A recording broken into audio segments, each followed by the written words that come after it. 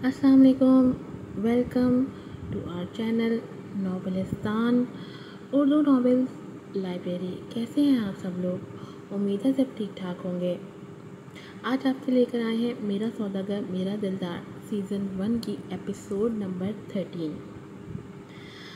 तो फिर सब लोग जाइए, जल्दी से भाग भाग कर जाइए और जाकर चैनल को सब्सक्राइब कीजिए, वीडियो को लाइक कीजिएगा, शेयर कीजिएगा, ढेर सारे कमेंट्स कीजिएगा, रिव्यूज़ दीजिएगा। आपको कई बार कहा है कि आपके रिव्यूज़ ही हमारा हौसला बढ़ाते हैं, जो हम नए चीज़ें आपके लिए लेकर आते हैं। चलें बढ़ते हैं एपिसोड की तरफ। मेरा सौदागर मेरा दिलदार किस्सा 13। राइटर मन रज़ा। दिन बदन सरदार अफाफ के नज़दीक तर होता जा रहा था, यहाँ तक कि अफाफ ने उसके दिल में पूरी तरह अपनी जगह बना ली थी। बल्कि अब तो सरदार अफाफ को खुद ही छोड़ना नहीं चाहता था।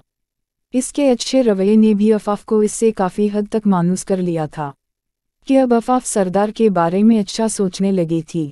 आज वो यूनिवर्सिटी से हरीम के साथ बाहर निकल रही थी तो उसे जोर का चक्कर आया। जैसे ही वो बेहोश होने लगी, हरीम ने फ़ौरन से पकड़ा और जल्दी से हॉस्पिटल लेकर गई। वहाँ इसके कुछ टेस्ट हुए तो पता चला कि वो प्रेग्नेंट है। किया मैं मां बनने वाली हूँ, उसने हैरत से खुद से कहा। मां बनने का एहसास कितना खूबसूरत होता है हरीम। हरीम भी इसकी खुशी में खुश थी। मैं भी बहुत खुश हूँ तुम्हारे लिए अफाफ, लेकिन तुम्हें ये बात सबसे पहले से सरदार को बतानी चाहिए। हरीम ने अफाफ को गले लगाते हुए कहा तो उसने हमी सर हिलाया। कैसी हो? सरदार ने उसे गले लगाते पूछा। बिल्कुल ठीक, आप कैसे हैं? तुम्हें पता तो है तुम्हें देखकर ना भी ठीक हूँ तो बिल्कुल ठीक हो जाता हूँ, सरदार ने अफाफ का सर अपने कंधे से लगाते हुए कहा। सरदार मुझे कुछ बताना है। हम बोलो। जैसे ही अफाफ उसे रिपोर्ट्स के बारे में बताने लगी तो सरदार की कॉल आ गई। वो उसे 1 मिनट का इशारा करता हुआ कॉल को सुनने लगा। वो भी नहाने चली गई। जैसे ही वो वापस आई तो सरदार के हाथ में रिपोर्ट देखकर वो ठिठक कर रुकी। ये किया है? सरदार ने सीधे अल्फाज पूछा, जबकि लहजा बिल्कुल किसी एहसास से आ रही था। आपने पढ़ ली रिपोर्ट्स? सरदार में परिगणित हूँ, अफाफ ने खुशी से कहा। यही तो मैं पूछ रहा हूँ कि ये बच्चा किसका है। सरदार के लफ्ज़ थे या बम जो इस पर गिरा था और इसकी पूरी हस्ती को तहस नहस करके रख गया था। आपके कहने का मतलब क्या है सरदार? आप मुझ पर इतना घटिया इल्ज़ाम कैसे लगा सकते हैं? ये बच्चा आपका है और किसका होगा? अफाफ गुस्से से धारी थी। मैंने कहा मुझे सच सच बता दो ये बच्चा किसका है, वरना तुम्हें जान से मार दूंगा। वो इसके करीब आते हुए खतरनाक लहजे में बोला तो अफाफ उसे हैरत से देखने लगी। ये तो वो सरदार था ही नहीं जिससे इतने दिन से जानती थी। कौन था ये? सरदार, मैं सच कह रही हूँ, मेरा यकीन करें। ये बच्चा आपका और मेरा ही है, मेरा आपके अलावा किसी से कोई ताल्लुक़ नहीं। इसकी आंखों से अपनी बेगुनाही साबित करते हुए आंसू टपक पड़े थे। मगर सरदार को इस पर यकीन ना आया था। उसने एकदम अफाफ का गला दबोचा और उसे बेड पर फेंका। बोलो ये किसकी हराम की औलाद है, वरना तुम्हारी जान निकाल लूँगा मैं। वो मुसलसल अफाफ का गला दबा रहा था। मैं अब भी यही कह रही हूँ और बाद में भी यही कहती रहूँगी कि ये सरदार का बच्चा है, तुम्हारा है। अगर तुम इस बच्चे को दुनिया में लाना नहीं चाहते तो मुझ पर इतना कराही तामेज़ इल्ज़ाम तो मत लगाओ।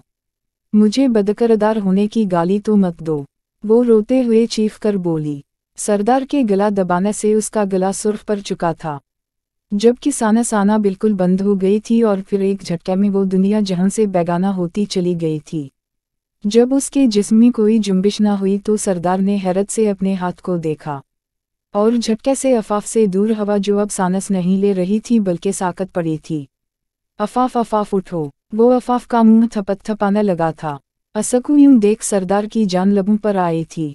वो ये तो जान गया था कि अफाफ चाहे इससे कितनी ही बेवफाई क्यों ना कर ले, मगर अब वो इसके बगैर सांस तक नहीं ले सकता था। जान बिन गई थी वो इसकी, इसके बगैर तो जीना भी अब मुहाल लगता था। जैसे ही सरदार ने उसकी सांस महसूस की तो इसकी जान में जान आई थी और वो शिकस्ता कदमों से दूर होता सोफे पर जाकर बैठ गया था। इसका सर दर्द से फट रहा था। कुछ देर बाद अफाफ कराहते हुए उठी। अपने आप को जिंदा देखकर उसे हैरत हुई थी। क्या सरदार ने इसकी जान नहीं ली थी? वो तो ये समझी थी कि अब वो कभी अपने बच्चे को नहीं देख पाएगी और ना ही सरदार को। किया हवा मुझे मारा क्यों नहीं तुमने किया, तुम्हें अब मुझ पर यकीन आ गया कि ये तुम्हारा ही बच्चा है? अफाफ ने तंजिया लहजे में पूछा। नहीं, मुझे अब भी यकीन नहीं है, इसलिए कल सुबह ही तुम जाकर अपना एबारशन करवाओगी, सरदार ने सर्द लहजे में कहा। अलामत वावन, कैसे बाप हो तुम, अपने ही बच्चे को मारने का कह रहे हो? क्यों नहीं आता तुम्हें मुझ पर यकीन कि मेरा किसी और से कोई ताल्लुक नहीं था? वो अपनी बेगुनाही साबित करते करते थक गई थी, मगर सरदार इसकी एक भी सुने बगैर वहाँ से जा चुका था। जब वो सुबह नाश्ता कर रहे थे तो अफाफ को मतली महसूस हुई और वो वॉशरूम भाग गई। मारिया ने उसे हैरत से जाते देखा और फिर एक नाकाबिल यकीन नज़र सरदार को देखा, जो इसकी नज़र को अगनूर कर गया था। जो वो देख रही थी वो समझना नहीं चाहती थी। सरदार किसका बच्चा है ये? मारिया ने शाक से पूछा। क्योंकि तुमने तो, इसने हैरत से अपनी बात अधूरी छोड़ी। मैं तुम्हें जवाब देना ज़रूरी नहीं समझता। ये कहते ही वो वहाँ से जा चुका था। पीछे मारिया पीछवाओ ताप खा के रह गई। जैसे ही अफाफ यूनिवर्सिटी पहुंची हरीम ने उसे जा लिया। अफाफ तुमने बात की सरदार से, किया कहता है वो? किया खुश हुआ? हरीम ने खुशी से पूछा। मगर अफाफ के जवाब ने उसे भी गहरा सदमा दिया था। वो कहता है ये मेरा बच्चा नहीं है, इसलिए मैं अबार्शन करवा दूं, अफाफ ने दुखी लहजे में कहा। इतना कम ज़रफ़ इंसान ही ये सरदार, वो इतना पर यकीन होकर कैसे कह सकता है भला? मेरा दिल कर रहा है इस वक्त वो मेरे सामने हो और मैं उसे गोली से उड़ा दूं। इसने सोचा भी कैसे ऐसा? हरीम ने दानत पसते हुए कहा। मेरी जान सब्र करो, अल्लाह कोई रास्ता ज़रूर निकालेगा। हरीम ने रोती हुई अफाफ को गले लगाया। जैसे ही वो दोनों यूनिवर्सिटी से बाहर निकल रहे थे, गाड़ी आई थी और अफाफ को ज़बरदस्ती अपने साथ ले गई थी।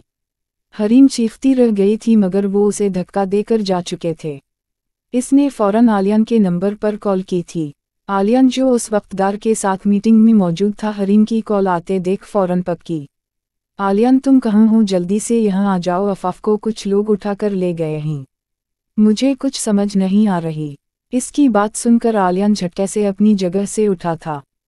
किया कौन लोग थे? किया वो अफाफ को ले गए। इसकी बात सुनकर सरदार के कान खड़े हुए और सरदार इसके पास आया और फ़ोन खींचकर अपने कान से लगाया। कहाँ है अफाफ? सरदार ने एक एक लफ्ज़ चबाते हुए कहा। बदले में हरीम ने उसे सारी बात बता दी थी। वो फ़ोन आलियान की तरफ खनखटे बाहर को भागा था और आलियान भी इसके पीछे भागा था। अफाफ को जब होश आया तो वो एक आलीशान कमरे में मौजूद थी। कमरा खाली देखकर उसने भागने की कोशिश की मगर दरवाज़ा खोलकर वो शख्स अंदर आया था, जिसने निकाब पहन रखा था। हाँ तो तुम हो? सरदार की मंजूरी नज़र में भी कहूँ, सरदार एक ही लड़की के साथ कैसे अपना वक्त गुजार सकता है? मगर तुम्हें देखकर यकीन आ गया। वो उसकी तरफ एक एक कदम बढ़ाता जा रहा था, जबकि अफाफ पीछे खिड़की से लग गई। जब उसने पीछे देखा तो अपने आप को एक बहुत ऊंची जगह पर पाया। यकीनन ये कमरा 12वीं फ्लोर पर था। फिक्र मत करो, बस मुझे कुछ पासवर्ड बता दो सरदार के, फिर मैं तुम्हें जाने दूंगा। कैसे पासवर्ड? कौन से पासवर्ड? मैं कोई पासवर्ड के बारे में नहीं जानती। हालांकि अफाफ सरदार की हर एक चीज़ से वाकिफ थी, लेकिन फिर भी वो सरदार को कोई नुकसान नहीं पहुंचाना चाहती थी। अम्मू, तो तुम सरदार को इस तरह डिफेंड करना चाहती हो तो फिर मुझसे भी रहम की उम्मीद मत रखना। इसने अफाफ को बेड पर धकेलते हुए कहा। नहीं, मैं सरदार की कुछ नहीं लगती, बल्कि वो तो मुझे पसंद भी नहीं करता, प्लीज़ मुझसे दूर हट जाओ। उसने किसी तरह उस शख्स को दूर हटाने की कोशिश करते कहा। तुम्हें मुझसे कुछ नहीं मिलेगा, सरदार की नज़रों में मेरी कोई अहमियत नहीं। इसने उस शख्स को अपनी हकीकत से आगाह करना चाहा जो इसकी एक भी सुनने पर रजामंद नहीं था। सरदार प्लीज़ मुझे बचा लो, देखो तुम्हारी बीवी की इज्जत खतरे में है। असने दिल में सरदार को पुकारा। वो जो भी की लेती वो सरदार से शदीद मोहब्बत कर बैठी थी। आज की एपिसोड यहीं पे ख़त्म होती है। उम्मीद है आपको पसंद आई होगी।